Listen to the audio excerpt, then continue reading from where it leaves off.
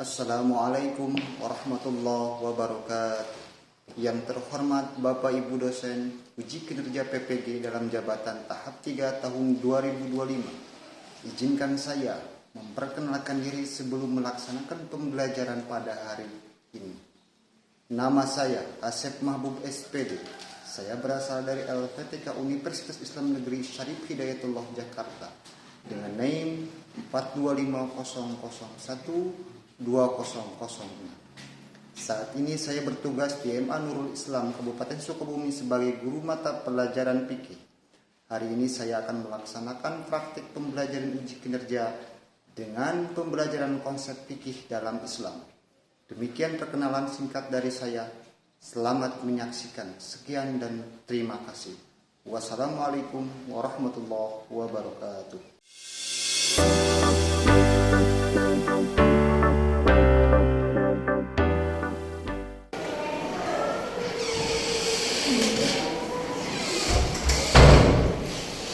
Assalamualaikum warahmatullahi wabarakatuh. Waalaikumsalam warahmatullahi wabarakatuh. Selamat pagi anak-anak. Pagi. Masih semangat belajarnya? Semangat. Oke, kalau masih semangat, sebelum kita ke materi yang akan kita bahas, baiknya kita berdoa terlebih dahulu. Silakan kepada ketua kelas untuk memimpin doa. Silakan.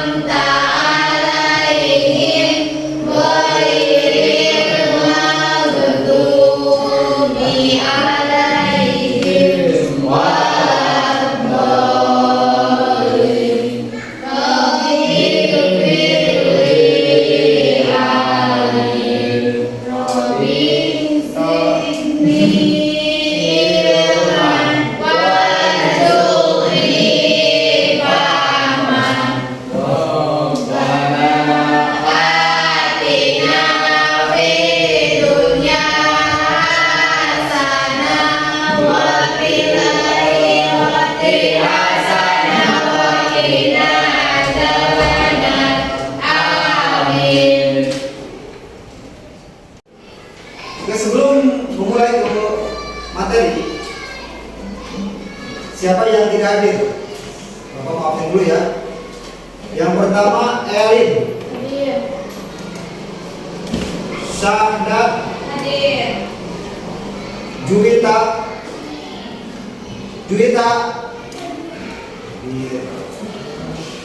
Siti Asma, Wisma, Farel, Lutfi. Materi yang akan kita bahas kali ini adalah tentang konsep fikih dalam Islam. Coba perhatikan, lihat tidak? Ada. Konsep fikih dalam Islam. Dan diam dulu. Ya, konsep fikih dalam Islam. Jadi kita harus memahami apa itu konsep fikih dalam Islam. Pertanyaannya, ini ada pertanyaan. Apa apakah ya, sebelum tanya ya, apakah sama antara mengetahui hukum dengan memahami hukum? Ya. Yang kedua, mengapa para ulama fikih merumuskan definisinya secara berbeda? Karena itu materi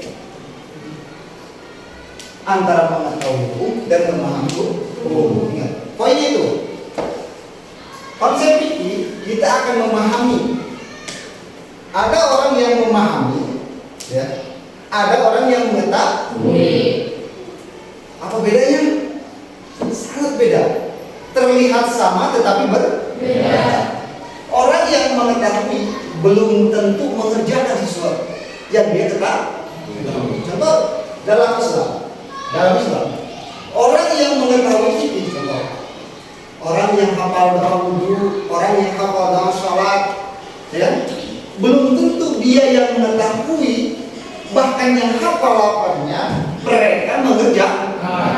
Benar nggak? Itu perbedaan antara mengetahui dan mengerjakan. Jadi pahami dulu. Sebelum ke konsep, kita pahami dulu apa yang menjadi landasan kita bisa tahu konsep itu. Jadi pada dasarnya kita harus tahu apakah sama antara mengetahui hukum dengan memahami hukum. Jelas ya? Paham? Orang yang mengetahui belum tentu mengerjakan. Orang yang memahami pasti akan mengerjakan yang dia tahu. Itu beda. Itu landasan adalah fikih. Mengapa para ulama fikih merumuskan definisi secara berbeda-beda? Akan kita pakai. Konsepnya dari mana kita? Ya. Kenapa? Oh, sangat pandang terus. Memahami fikih. Baik, kita simak. Coba lihat, perhatikan. Fikih adalah bentuk dari kata fiqhun. Artinya pemahaman yang mendalam, menghendaki pengarahan potensi. Jadi orang harus paham terhadap fikih, bukan hanya mengetahui. Kalau orang paham, orang tersebut akan memindahkan akalnya kepada perbuatan yang diatur oleh fikih. Seperti dia tahu sunnah, ya. Kalau dia paham, konsekuensinya paham. Oh, begitu, kalau apa dia sholat, kita pulang ke sholat, gitu. Kalau kita nggak sholat, bagaimana konsekuensinya? Ya, itu beda pemahaman. Salah satu bidang keilmuan syariah Islam secara khusus membahas persoalan hukum aturan yang terkait dengan berbagai aspek kehidupan manusia. Makanya perlu apa itu konsep itu? Karena fikih membahas tentang aspek kehidupan manusia. Bagaimana caranya kita menghormati yang tua, ya, sosial, itu dia tuh kan. Kata Rasulullah, saling minas atas saling menghormati, kan? Selaraskan diri anda dengan orang yang lain. Malam yang kami kabir orang yang kabirona hormati yang besar, sayangi yang kecil. Itu sama itu dalam fikih dia. Baiknya kita karena apa? Karena dipandang perlu untuk kehidupan sosial, apalagi kita sebagai umat Islam. Satu saja, dan jangan banyak-banyak, kita satu saja konsep ini. Satu, kita harus paham dulu cara mengetahui, bagaimana mengetahui dan memahami, agar nanti supaya tidak salah. Oh, konsep itu harus memahami pemahaman yang benar. Kita harus paham. Kalau kita mengetahui tentang sholat, oh kita harus paham. Oh, sholat itu bacaan. Jika saya tidak sholat, maka saya akan tidak dapat susah. Itu pemahaman. Oh kata nih, ketika saya hormat kepada orang tua, saya akan mendapatkan maaf. Dan itu kewajiban saya. Tapi ketika kita melanggar, maka kita akan dosa. Kita kerjakan. Kenapa? Itulah dasarnya. Harus paham, jangan hanya mengetahui. Kenapa? Karena pada dasarnya orang yang mengetahui disebut sok tahu. Ya kan? Dia sok tahu tapi tidak pernah mengerti. Jangan seperti itu ya. Nah, itu konsep ini juga sama. Jadi dalam hal apapun jangan hanya mengetahui, coba pahami. Paham deh. Paham deh.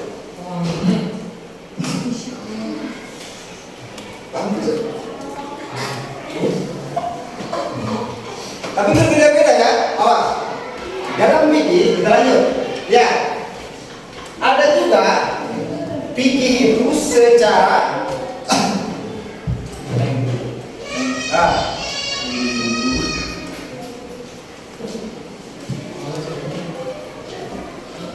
asal kata fikih dari kata fikih dalam bahasa Arab artinya pemahaman yang mendalam. Wow, ini konsep fikih ya, pemahaman yang mendalam. Ilmu fikih tidak hanya memerlukan hafalan saja, ngerti? Jadi ulang-ulang kita larang, jangan hanya hafalan, ya. Tetapi menuntut pengarahan potensi akal, ya, bernalar kritis untuk mencapai pemahaman hakiki. Ngerti nggak? Ngerti? Ilmu fikih bukan hanya tahu, akan tetapi memahami pengarahan potensi apa yang harus kita kerjakan dan apa yang tidak boleh kita kerjakan. Fikih adalah salah satu bidang keilmuan dalam syariat yang membahas persoalan hukum atau terkait berbagai aspek kehidupan. Maka dipandang perlu kita umat Islam mengetahui konsep ini. Itu yang paling penting. Anda lahir ke alam dunia yang jatuh pasti ada fikih. Bagaimana caranya itu kan? Melahirkan siapa yang mengatur? Kan dipandang dulu. Lahir keluarnya dia keluar dari lubang, keluar dari lubang masuk dalam lubang diatur oleh fikih. Betul tak? Betul. Jadi jangan hanya mengetahui tapi pahami. Oh, ya apa sih? Ya. Lanjut. Definisi istilah yang tadi definisi bahasa. Oh, bagaimana sih definisi istilah fikih? Kalau definisi istilah secara istilah mengalami perkembangan dan tidak pernah ditemukan satu definisi tunggal. Awas. Jadi dalam fikih, kalau secara istilah ilmu fikih tidak pernah mendapatkan satu aturan yang tidak pernah diatur. Banyak pendapat. Makanya jangan sampai kalian terkecoh. Ya. Yang penting kenapa? Banyaklah hal-hal yang memang kata Imam Abu Hanifah seperti ini dan itu secara istilah. Karena banyak. Karena memang sebagai data perbandingan dari Imam Abu Hanifah, fikih adalah pengetahuan manusia tentang hak dan kewajiban. Itu kata Imam Abu Hanifah. Ini awas, fikih secara istilah. Fikih secara tadi secara bahasa, fikih secara bahasa memahami. Awas. Tadi fikih secara bahasa. Kata Imam Abu Hanifah, fikih mencakup seluruh aspek kehidupan akidah, syariah, dan ini kata Imam Abu Hanifah. Beda lagi dengan kata Imam Syafi'i. Definisi fikih secara lisan kata Imam Syafi'i, ilmu pengetahuan mengenal hukum-hukum syariah yang berlandaskan kepada dalil-dalil yang terperinci. Seperti aplikasi pada proses istirahat pembuatan hukum Al-Quran, dalil terperinci.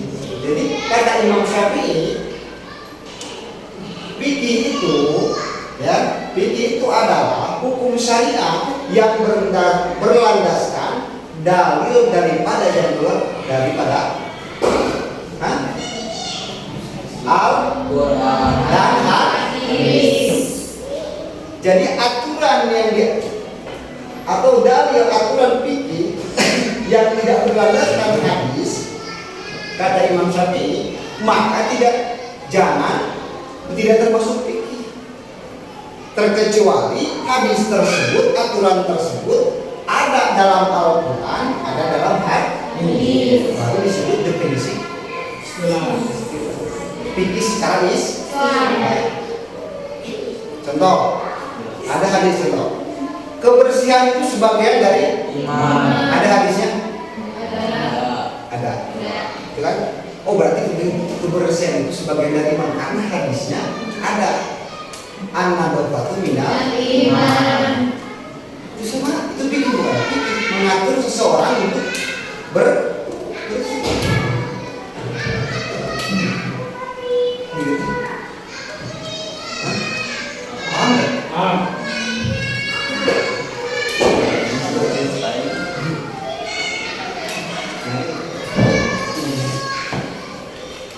Ini fikih memang seperti ini. Karena fikih mengatur kehidupan manusia, mengatur bagaimana cara manusia berpikir kritis. Awas. Bagaimana manusia mengambil kesimpulan, bagaimana manusia mengambil kesepakatan. Ini hakikat daripada ilmu fikih. Hukum satu, hukum bersumber daripada bukan buatan manusia. Al-Quran, sunnah-sunnah Rasul, hakikatnya. Awas hakikat fikih itu ya. Jadi kalau ada hakikat ajakan dari orang lain tidak bersumber daripada Al-Quran, daripada Rasul, maka jangan kau kerjakan. Oke. Coba lihat. Jadi kalau ada ajakan seseorang, ya, yang tidak ada sumbernya dari Al-Quran, tidak ada dalilnya, atau tidak ada Rasul tidak pernah mengerjakan, maka jangan kau. Karena pada hakikatnya ilmu fikih itu bersumber daripada Al-Quran. Jadi kalau tidak ada ajakan dari Al-Quran dan dari yang semacam Rasul, maka jangan kau. Jelas. Karena kita orang Islam. Jadi kalau ada ajakan seseorang, ada harapan itu sunnah, ya? Itu soal sunnah. Kata siapa sunnah? Oh benar, tadi Al-Quranan. Ya. Padahal tidak ada. Ya. Jangan berbicara, karena memang tidak ada. Ya. Dua, hakikat ini bersifat praktis. Ini praktis, amalia. Hukum fikih berfokus pada perbuatan. Seperti cara sah, terus, ya,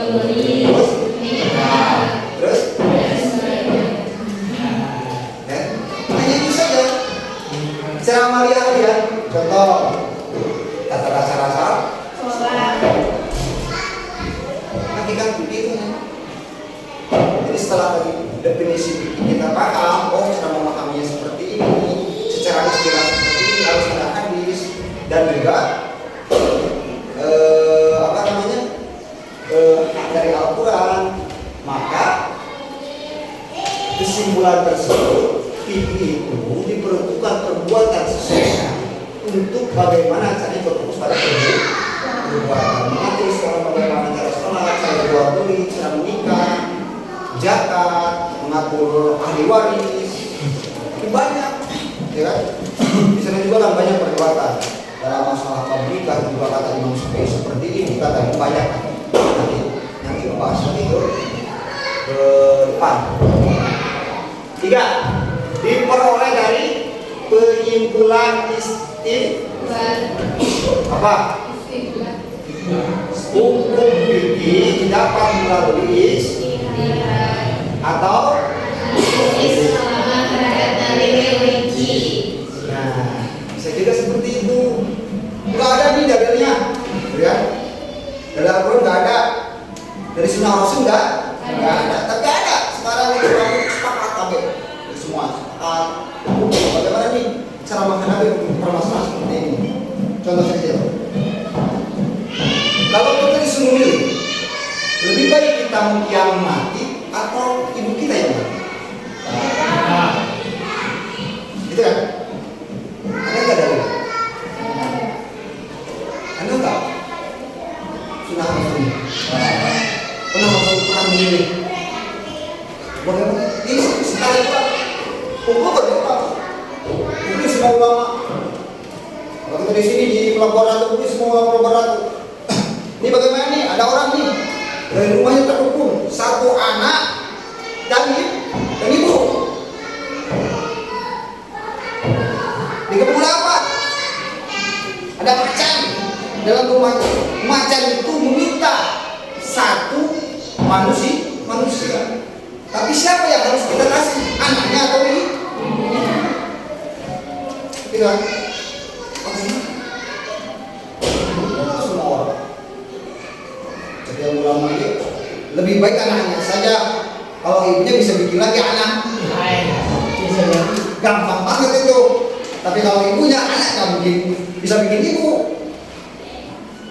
Gimana itu Pak? Silakan kita bersama. Bisa dipakai, bisa silakan. Cari di dalam diri kau bingkau. Cari yang lebih ringan. Nah, contoh, kalau anaknya yang dikasih kita ulama ini, nanti ibunya bagaimana? Gitu kan? Tapi enak juga kalau anak yang dikasih itu bisa dijual anak. Gitu kan? Ya terserah. Nanti itu istimewa ulama dalam menghadapi masalah tertentu. Silakan. Kalau nggak ada memang aturan dalam Al-Qurannya. Ya kalau ada aturan dalam Al-Quran, ya siap pakai aturan yang ada. Diboleh. Jadi kalau kalian mendapat permasalahan, suatu permasalahan yang tak ada jalan keluar karena memang tak ada dalil Al-Quran ataupun dalil hadis, maka silakan orang-orang ulama-ulama di sana untuk mana yang lebih ya. Ini adalah hakikatnya. Lanjut, apa fungsi daripada fikih? Kita bahas fikih dari mulai fikih secara bahasa, secara istilah. Apa sih fungsi dari fikih? Coba, apa fungsi dari fikih? Tentang status hukum wajib, sunnah, mubah, makruh, haram, sah, batal atas perbuatan mukallaf orang yang wajib melaksanakan syariat. Dalam orang yang wajib melaksanakan syariat, artinya orang yang balik dan berakal. Ya? Jadi fungsinya Yaumul itu adalah menetapkan sesuatu status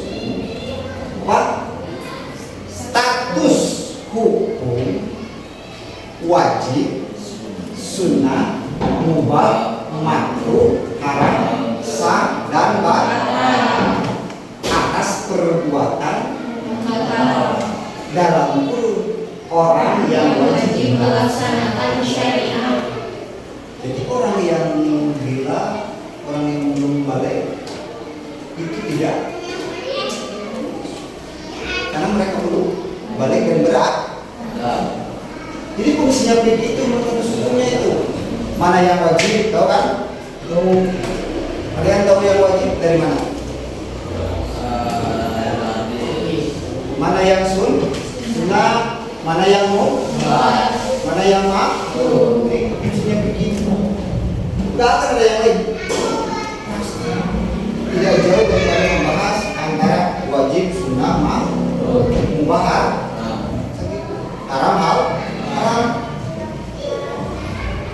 kehidupan kita bukan? Ya? Karena kita tidak terlalu dari haram dan hal.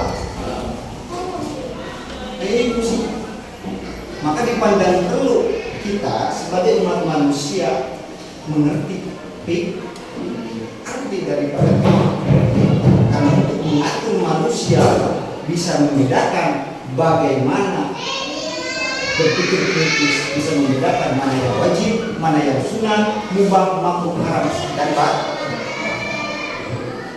Tapi dalam catatan orang tersebut yang berak, kalau orang bilang Yesus tahu, cuma dia memang cinta kebenaran. Nah, ini ada yang disebut perbedaan dan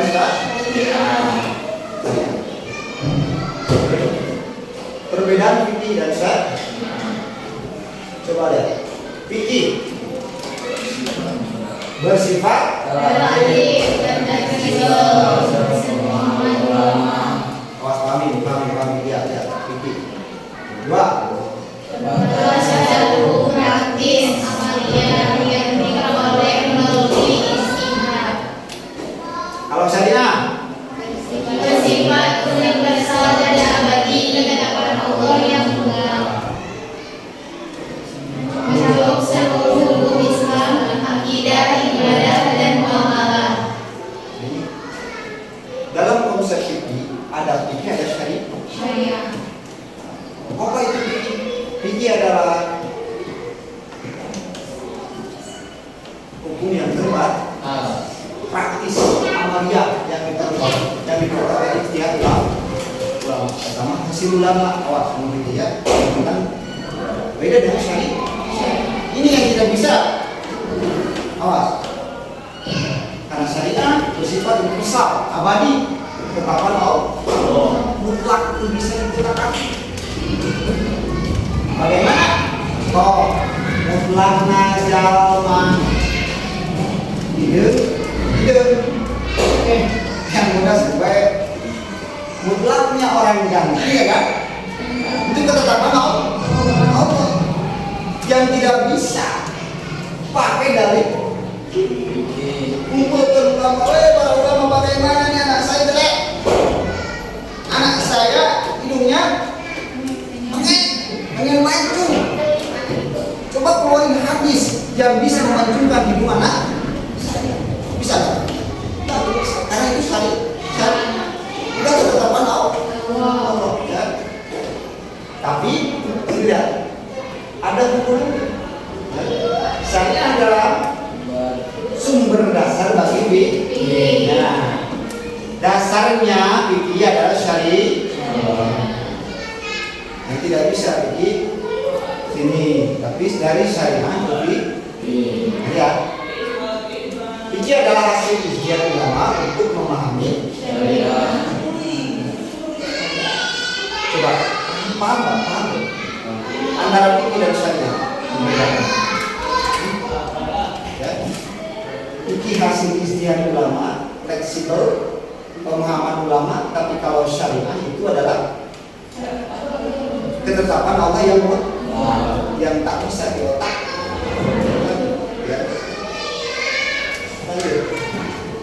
Oke.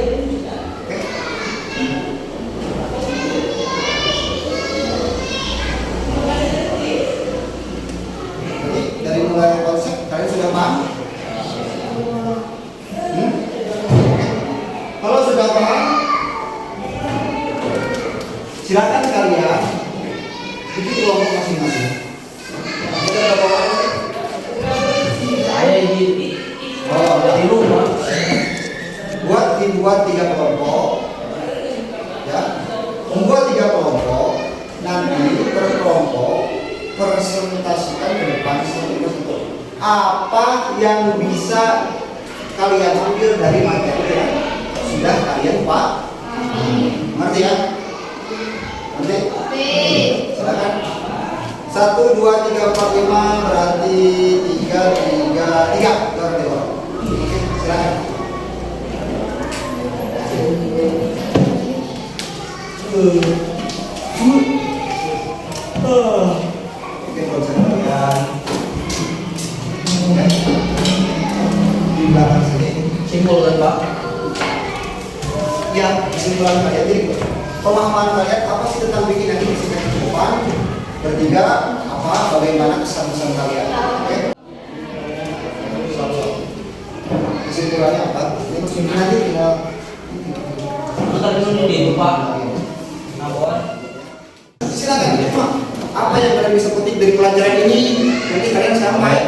Nah, nanti kalian paham walaupun tidak sesuai berarti setidaknya kalian memahami, oke? Jadi apa yang kalian petik dari pelajaran? Oke, siap sudah selesai? Oke, silakan siapa dulu kelompok 1, 2 atau 3 dulu?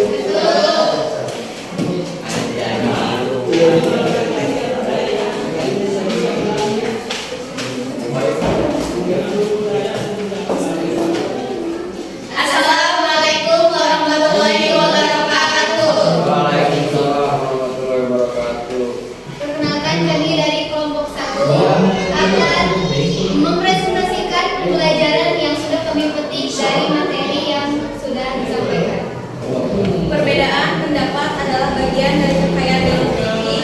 Sejak zaman sahabat hingga ulama besar, definisi dan metode fikih berbeda-beda sesuai konteks zaman dan pendekatan. Pembelajaran dalam fikih, perbedaan pendapat ilmiah ikhtilaf adalah hikmah, bukan perpecahan. Ini melatih kita bersikap toleran dan bijak dalam menghadapi perbedaan pandangan hukum. Oke, mungkin itu saja yang dapat kami presentasikan. Sekian dari kami. Assalamualaikum warahmatullahi wabarakatuh. Tepuk tangannya mana? Tepuk tangan. Silakan. Sekarang kelompok 2 atau 3? Kelompok 3. Silakan terbantu. Ayo, kalian berempat. Yuk, silakan terus.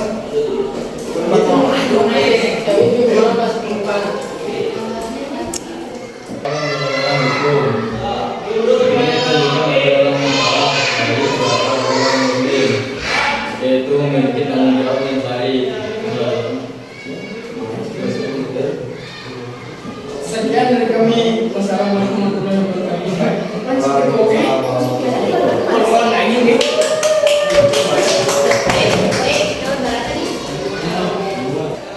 Oke, terima kasih. Jadi kesimpulan ya, fikih, konsep fikih adalah berbeda ulama, pemahaman yang memang berbeda-beda, tapi tidak menjatuhkan untuk kita berbeda.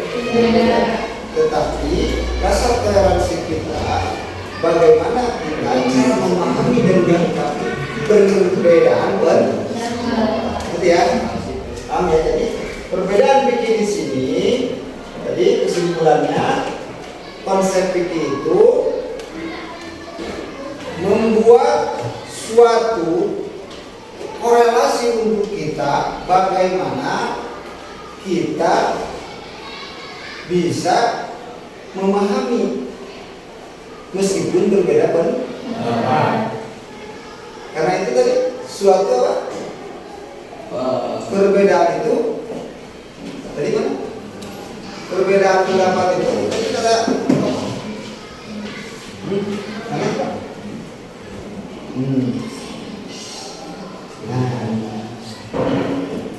perbedaan pendapat adalah rahmat, bukan perpecahan.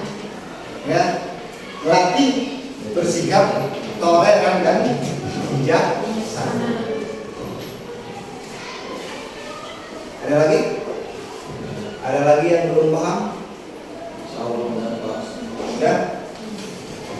Kalau sudah, sebelum kita tutup, marilah kita berdoa. Karena ketua kelas